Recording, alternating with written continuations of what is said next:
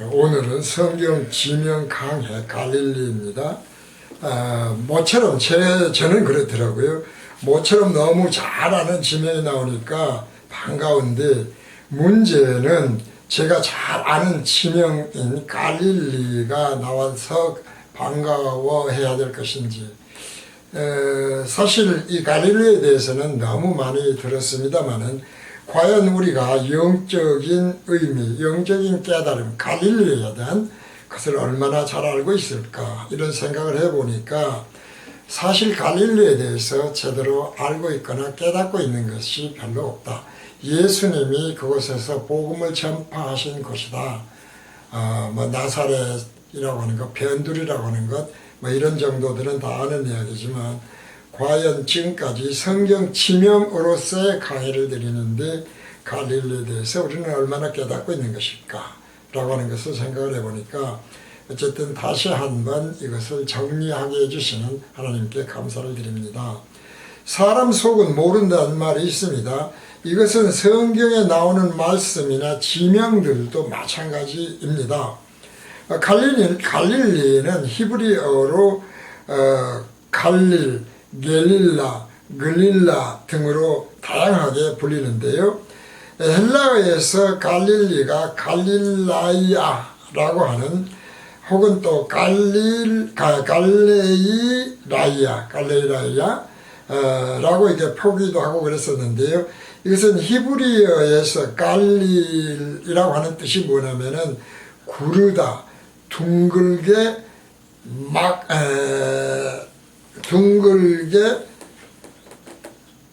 막다, 동그랗게 이렇게 변방처럼 이렇게 쳐서 막는다, 둥글게 막는다, 이런 갈랄이라는 단어에서 갈릴이라고 하는 단어가 나왔다는 것입니다.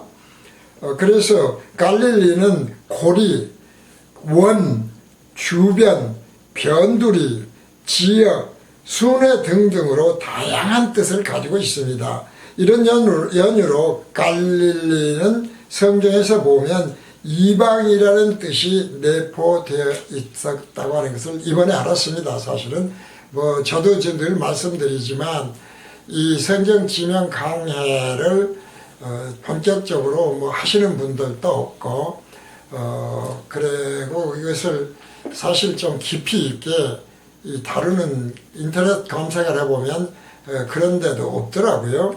그렇기 때문에 매번 이제 공부를 하면서 하고 있는 건데, 제 나이로 보아서 과연 언제까지, 기억자도 끝나기 전에 제가 이 세상을 떠날지도 모르겠다, 그런 생각을 해요. 그러나 그 또한 하나님이 하시는 일이라고 생각한다면 제가 염려할 필요는 없는 것이겠죠. 어쨌든 제가 생명이 있는 한, 또 이것을 할 수 있는 건강이 되는 한, 성경 지명 강의는 계속해보려는 생각을 하고 있습니다.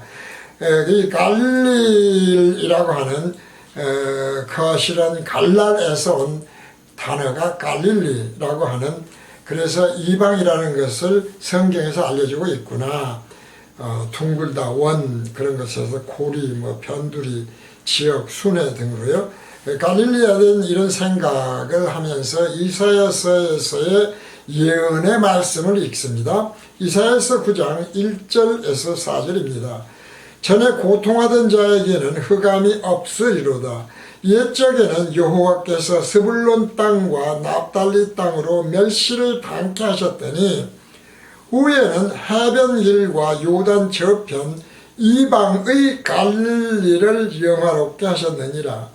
흑암에 행하던 백성이 큰 빛을 보고 사망의 그늘진 땅에 거하던 자에게 빛이 비치도다. 무슨 말씀인지 아시지 않겠습니까? 흑암이라고 하는 것은 이제 빛이 없고 사망의 그늘이 있는 곳인데요. 빛이라고 하는 것은 광원이 멀어질수록 흑암이 끼죠. 그러니까 하나님이 빛이시고 예수님이 빛이신데, 예수님 오신 지가 이미 2000년이 지났으므로 지금 이미 예수님으로부터 많은 빛이 현재 더 밝아지는 것이 아니라 어두워지고 있다. 이것을 오늘 갈릴리에서 깨달을 수 있는 점 중에 하나예요.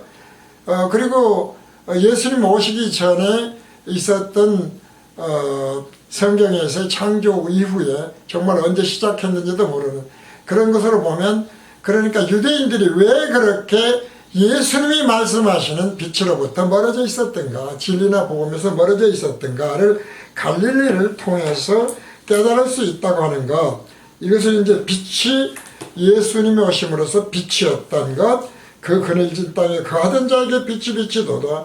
주께서 이 나라를 장성케 하시며, 이 나라는 어떤 것이겠습니까? 궁극적으로는 예표가 아닌 세상의 빛은 멀어질수록 예수님으로부터 멀어진 오늘날에 오히려 그늘이 자고 지는 것인데, 온전히 빛만 있는 새하늘과 새 땅을 말씀하는 것이죠. 주께서 이 나라를 장성케 하시며 그 즐거움을 더하게 하셨으므로 주수하는 즐거움과 탈취물을 나눌 때의 즐거움같이 그들이 주의 앞에 즐거워하노니, 이는 그들의 무겁게 맨 멍에와 그 어깨의 채찍과 압제자의 막대기를 꺾으시되 미디안의 날과 같이 하셨음이니이다. 이걸 새하늘과 새 땅에서 신천신지 그리스도 왕국이라고 하는 빛만 있는 나라 왕국을 생각하게 되면은 어떤 예언인지 알죠. 근데 이것을 이제 유대인도 그렇고요, 당시 유대인도 그렇고 우리가 가톨릭도 그렇고 전체 합해서 개신교라고 할 때 이단까지 합해서요, 개신교도 그렇고 이런 말씀들을 현재 이 땅에서로 적용을 해버려요. 그러니까 유대인들은 자기들에게 하나님의 빛이 율법을 통해서 택함을 받음으로 비치고 있다고 생각을 한 것이지 않습니까? 변두리가 아니다. 그래서 예루살렘으로부터 먼 갈릴리 땅이 이방의 땅이다 라고, 변두리 땅이다 라고 하는 생각을 늘 했고, 그곳에서 무슨 선지자가 나오겠냐 말이죠. 이제 이런 생각을 하지 않습니까? 똑같아요.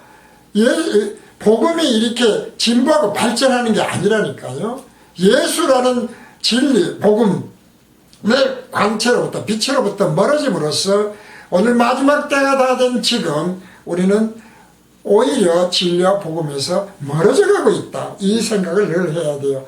그리고 그것을 완전하게 꺾어 없으시는 때는 신천신지 그리스도 왕국이다. 이것을 머리에서 진리의 일관성으로 우리는 언제든지 예표가는, 그림자가는 본체로 생각을 해야 된다 라고 하는 것을 늘 생각하게 됩니다. 1절 말씀에서 전에 고통하던 자에게는 흑암이 없으리로다고 하면서, 옛적에는 여호와께서 스불론 땅과 납달리 땅으로 멸시를 당케 하셨더니 후에는 해변길과 요단 저편 이방의 갈릴리를 영원하게 하셨느니라는 말씀으로 예언이 시작되지 않습니까? 그러니까 이방의 갈릴리라는 말씀은 메인이 아니라는 거, 변방이라는 것이죠. 사이드라는 거예요. 그런데 메인이 아닌 이방의 갈릴리를 하나님이 영화롭게 하실 것이라는 그러한 예언이죠. 따라서 이어지는 예언의 말씀이 계속되는데, 이 예언은 메시아로 오실 예수님에 대한 예언임을 알 수가 있는 거예요. 그리고 이것은 궁극적으로 빛의 속성상, 예수님의 속성상, 진리와 복음의 속성상 오늘에 이르러서 지금 현재의 오늘에는 점점 그늘로 오히려 가고 있다. 진보하는 것이 아니다. 신약으로 막 발전되고 말이죠. 그런 것이 아니다. 이 점을 우리가 놓쳐버리면은 어떤 것이 생겨요? 땅끝까지 복음이 전파가 되니까, 어떻게 된다? 그리스도 왕국이 이 땅에 이루어진다고 자꾸 생각을 하는 것이죠. 그럼 가톨릭이라고 하는 데에서도 우리가 가톨릭이라고 하는 뜻 자체에서 알지 않습니까? 가톨릭이 왜 생겼느냐 말이죠. 봄이라고 하는 뜻이지 않습니까? 세계를 하나로 통일한다. 그런데 그렇게 제도가 통일하는 것이 아니라 오히려 총론불변의 진리로 통일이 돼야 된다는 것을 그래서 복음교실은 말씀드립니다. 이런 것에 대한 예언이라는 걸 생각을 하고요. 그래서 갈릴리 현재 위치는 팔레스타인의 북부의 작은 변방으로 총론불변의 진리에 따라서 여호와 하나님께서 옛적에는 스불론 땅과 납달리 땅으로 멸시를 받았다. 복음교실 총론불변의 진리 생각하시면 되겠습니다. 다 함께 하셨는데 후에는 해변길과 요단 저편 이방의 갈릴리를 영화롭게 하신 곳이 갈릴리다. 사실은 총론불변의 진리다. 새하늘과 새 땅이다 라고 하는 말씀으로 이렇게 연결이 돼요. 예언이 이루어지기 지는 신약에 오면은 갈릴리에 대한 말씀이 나오는데, 따라서 이 말씀은 갈릴리의 뜻을 생각을 하면서 하나님에 의해서 구약의 예언이 어떻게 신약의 언약으로 성취가 되는지 생각을 하면서 다시 메시아로 오신, 빛으로 오신, 그러나 그 빛으로부터 점점 광원인 빛으로부터 멀어지고 있는 이 시대에 우리가 어떻게 깨달을 것인가를 생각해 보겠습니다. 마태복음 3장 5절에서 17절입니다. 이때 예루살렘과 온 유대와 요단강 사방에서 다 그에게 나와 자기들의 죄를 자복하고 요단강에서 그에게 세례를 받더니 요한이 많은 바리새인과 사두개인이 세례 베푸는데 오는 것을 보고 이르되, 독사의 자식들아, 누가 너희를 가르쳐 임박한 진노를 피하라 하더냐. 그러므로 회개에 합당한 열매를 맺고 속으로 아브라함이 우리 조상이라고 생각지 말라. 내가 너희에게 이르노니 하나님이 능히 이 돌들로도 아브라함의 자손이 되게 하시리라. 이미 도끼가 나무 뿌리에 놓였으니 좋은 열매 맺지 아니하는 나무마다 찢겨 불에 던지우리라. 나는 너희로 회개케 하기 위하여 물로 세례를 주거니와. 물세례와 회개입니다. 내 뒤에 오시는 이는 나보다 능력이 많으시니 나는 그의 신을 들기도 감당치 못하겠노라. 그는 성령과 불로 너희에게 세례를 준다. 이 회개와 역시 연결을 해야 되겠죠. 이 말씀도 손에 키를 들고 자기의 타작마당을 정하게 하사 알곡은 모아 곡간에 들이고 쭉정이는 꺼지지 않는 불에 태우시리라. 이때 예수께서 이제 드디어 말씀하십니다. 갈릴리로서 요단강에 이르러 요한에게 세례를 받으려 하시는데, 요한이 말려 가로되 내가 당신에게 세례를 받아야 할 터인데 당신이 내게로 오시나이까? 예수께서 대답하여 가라사대 이제 허락하라. 우리가 이와 같이 하여 모든 의를 이루는 것이 합당하니라 하신데 이에 요한이 허락하는지라.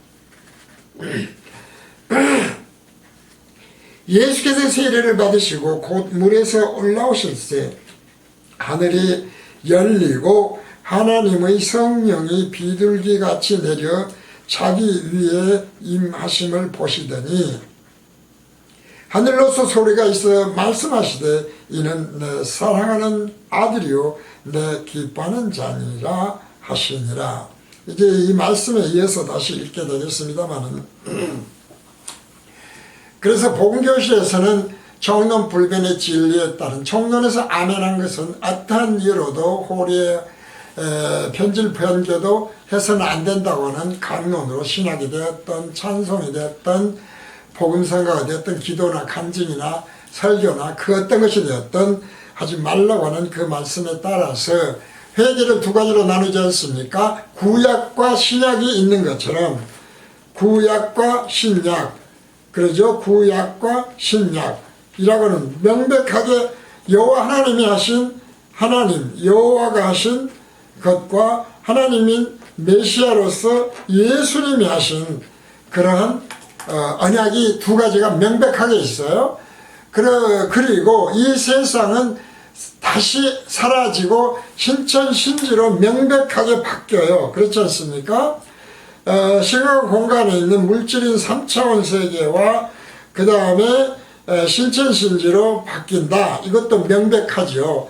그래서 우리는 지금의 이 모든 것은 그림자다 라고 하는 말씀을 끊임없이 드려요. 그림자, 예표 그런 말씀 드리고 본체, 그 다음에 본질, 이런 말씀을 계속 드리고 있는데, 이건 이제 영원히 변치 않는다, 진리다 라는 이제 말씀을 드리기 위해서 그러는데, 회개도 똑같다는 거예요. 그래서 요한의 회개와 요한의 회개가 있고 예수님의 회개가 있단 말이죠 라고 하는 말씀 드리잖아요. 그래서 요한의 회개는 율법의 회개다, 예수님의 회개는 성령의 회개다, 은혜의 회개, 사랑의 회개다. 어떤 뜻이냐, 회개는 돌아서는 건데 생각을 바꾸는 것이죠. 가던 길을 바꾸는 건데 어떻게 바꿔야 되느냐. 그래서 요한 회개는 거울 회개다. 왜? 율법이라는 것은 보고 우리가 죄가 무엇인지를 깨닫게 하는 것이기 때문에 거울을 보고 내가 모습이 어디가 흠이 있는지 잘못이 있는지를 보잖아요. 그러면 고치지 않습니까? 근데 창회개라는 게 있다는 것이죠. 신약, 예수님, 성령의 법, 이런 것들은 율법과 달리 창회개를 하라는 것이다.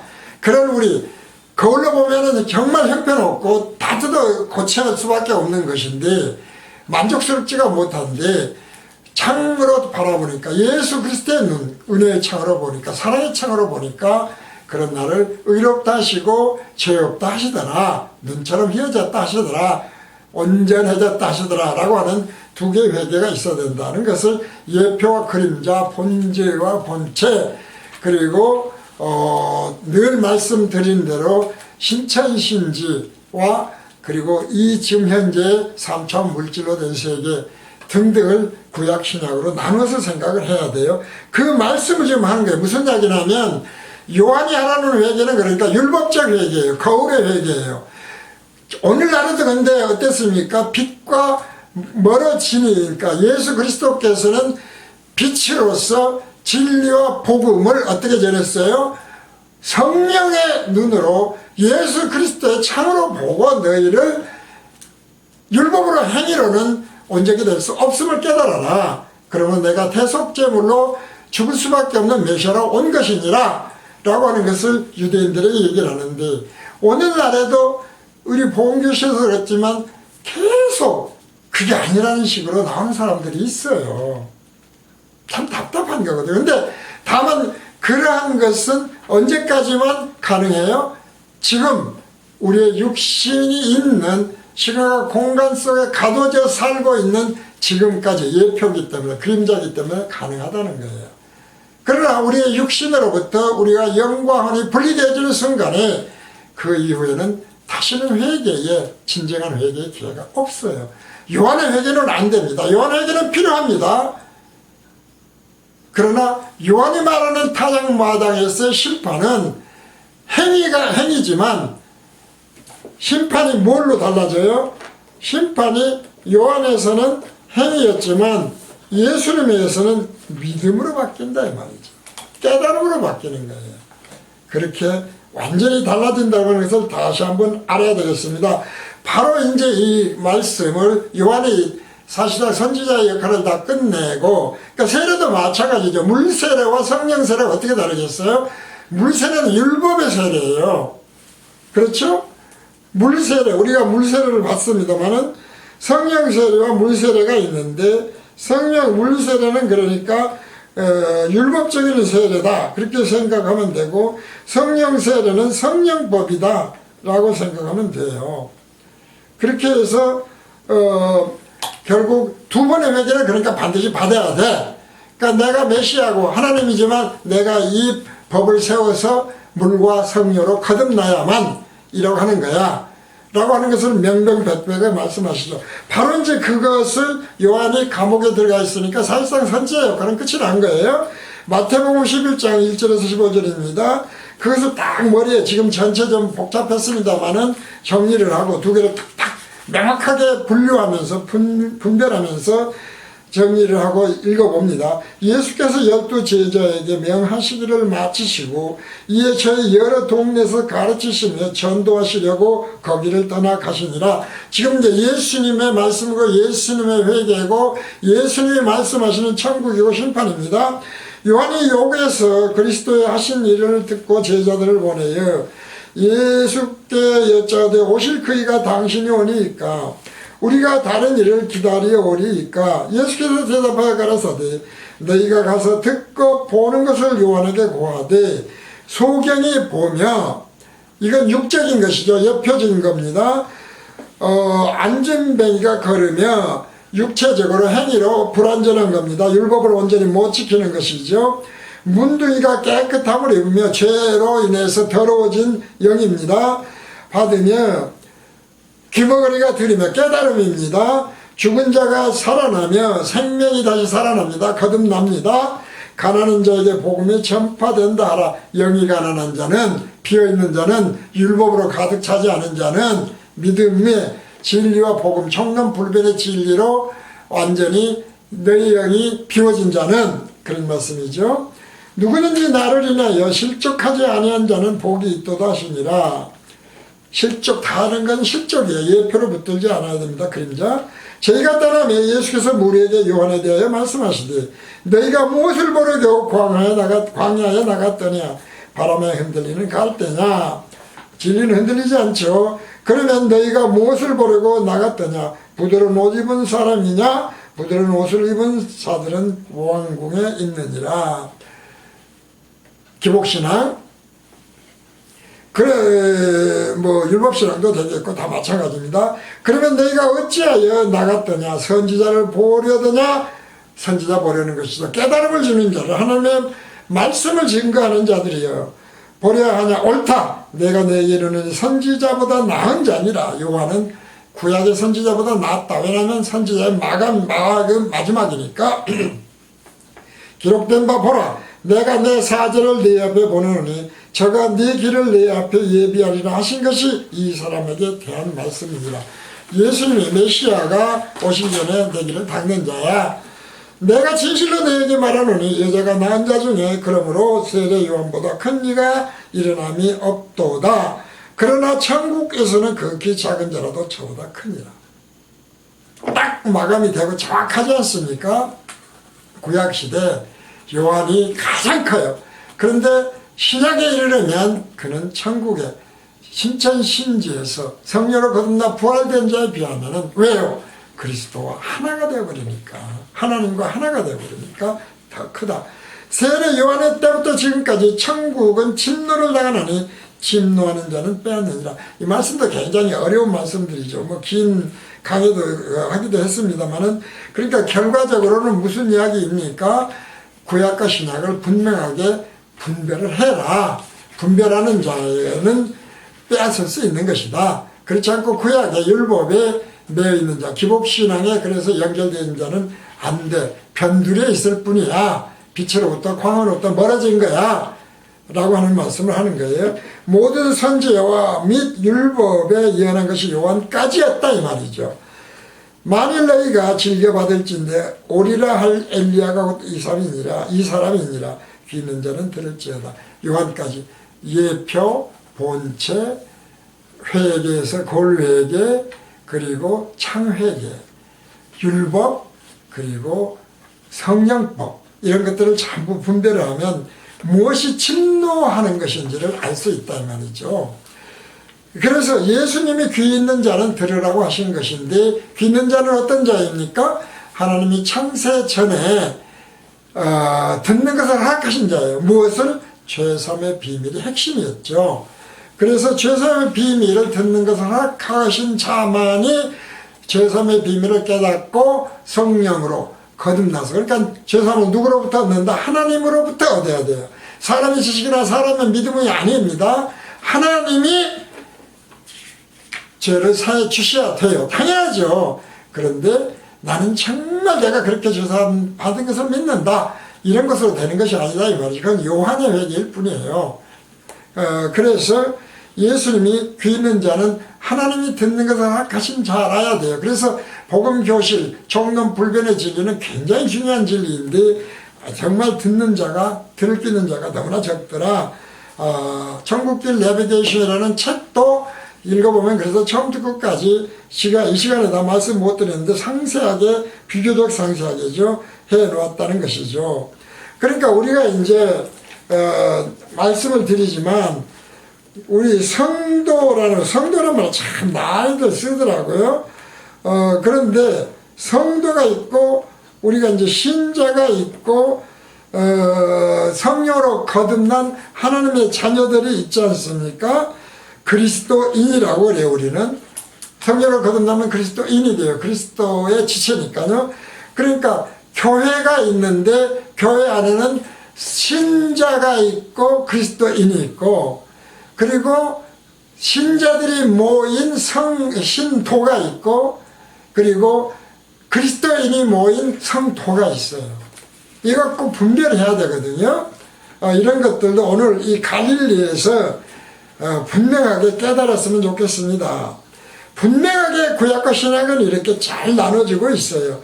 따라서 신약을 이루실 메시아로 오신 예수님이 세례자 요한을 예수님의 앞길을 닦는 구약의 마지막 선지자라고 하시는가를 분명하게 깨닫지 못하면 그 사람은 예수를 메시아로 믿는다고 해도, 예수를 믿는다고 세례를 받고 목사가 된다고 해도, 안수를 받아도 예수님이 말씀하시는 들을 끼는 자는 아니라는 거예요.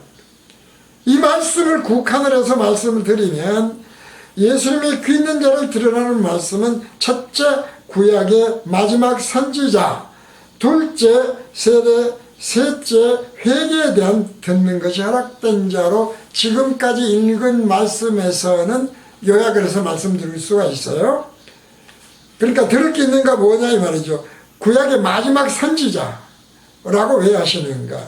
그리고 구약의 마지막 선지자인 요한이 나는 물로 세례를 주거니와 내 뒤에 오시는 나보다 능력이 많아서 성령으로 세례를 베푼다 라고 하는 말씀은 무엇인지, 세례, 앞에서 다 말씀드렸습니다. 율법적 세례, 그리고 이 땅에서 주는 세례. 그러니까 침례라고 하는데, 뭐 침례를 받아야 물속에서 집어넣었다 올라와야 된다 라고 하는 거. 요단강 흐르는 물에 해야 된다. 그런데 흐르지도 않는 물통에서 침례 주고 침례 안 받으면 소용없다, 재침례 준다, 이런 건 다 필요는 하지만, 그러나 예수님이 말씀하시는 거듭남의 문제는 관계가 없는 거예요.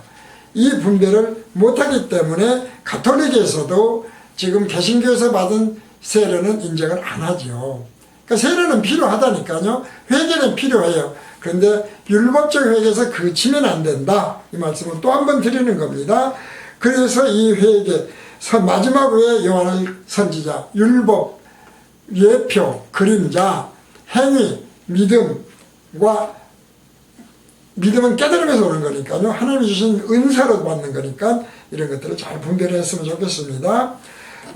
그래서 성경에는 회개라는 말이 자주 나오는데, 우리가 앞에서 말씀드린 대로 가던 길을 돌이키는 것이라고 하는 건 다 알아요. 그것은 진정한 회개는 그러니까 생각을 사람의 생각에서 하나님의 생각으로 돌이키는 거예요. 그러기 위해서는 거울 회개와 창 회개를 생각하면 아주 잘 설명이 됩니다.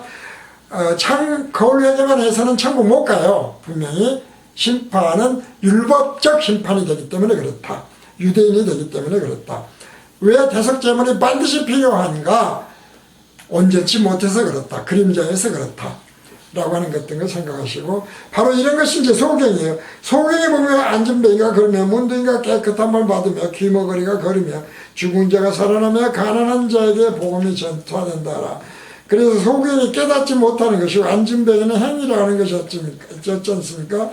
깨달음의 문제였고, 문둥이는 죄로 더러워진 영이었고, 귀머거리 역시라고 하는 것은 역시 소경이나 똑같은 거예요. 귀머거리, 소경 같은 거거든요. 깨닫지 못하는 거. 보고 또 보아도 듣고 또 들어도 라는 말씀이죠. 죽은 자가 다시 하는 것은 생명의 부활을 하는 것이죠. 회개가 제대로 돼야 돼요. 이 회개의 문제와 연관이 된다. 가난한 자에게는 영이 그래서 가난한 자다. 율법으로 차 있으면 안 된다. 그래서 참 어린아이와 같아야 된다. 뭐 이런 거, 그릇, 이런 말씀을 드렸습니다. 모든 선지자 율법에 의하는 것이 요한까지라는 말씀들이 이제 그런 것이었고, 이 엘리야의 선지자의 마지막 선지자가 그래서 요한까지다. 귀미단 들으라는 말씀을 하셨다라는 것이고요. 그래서 사람의 생각과 사람의 생각은 달라도 너무 다르다. 그래서 세례자 요한이 생각한 정말 어마어마하게 큰 선지자죠. 이보다 더 큰 선지자가 없어요. 아주 큰 선지자인데, 그런데 사실은 아주 천국에서 작은 자가 된다는 말씀이 요한까지 생각을 왜 예수님이 분별을 하도록 하는 것인지 회개로 생각을 하면 되겠습니다. 그래서 바로 이런 자기들의 죄를 잡았고 여러분께 그 세례를 받은 것은 그러니까 율법 세례를 받은 거예요. 오늘날에도 율법의 세례를 받기만 한 사람들이 많이 있다라는 것을 다시 한번 생각하고요. 라는 회개. 따라서 메시아로 오셔서 깨닫게 신 진리와 복음을 깨닫지 못하면 그것은 곧 총론불변의 진리에 영원한 편치 않는 진리로 변질 편개를 시켜버리는 경우 그것은 곧 빛으로부터 멀어져 있는 것이다 라고 하는 것을 다시 한번 분명하게 생각을 오늘 했으면 좋겠습니다. 그래서 이곳에서 있는 이 양영 목사가 지었던 천국길 내비게이션 더 깊이 아실 분은 아시고요. 갈릴리라고 하는 것은 앞에서 말씀드린 대로 변방인데 중요한 것은 빛, 광원은 멀수록 멀면 어두워진다. 그런데 그것이 예표적으로 우리가 예루살렘에서 원래는 중심이었죠. 예루살렘이. 그리고 갈릴리가 변두리였다고 하나. 지금의 본체적으로는 본체적으로 빛은 누굽니까? 중심은 예수님이죠. 그래서 오히려 지금은 그 광원에서 멀어졌다. 이걸 꼭 생각을 하면 우리가 빛 가운데로 들어가야 된다고 하는 것이 어떤 것인지 마지막 심판을 하실 때 심판의 기준은 무엇인지를 다시 한번 깨닫는 갈릴리가 될 것입니다. 오늘 갈릴리 강의는 이것으로 모두 마칩니다.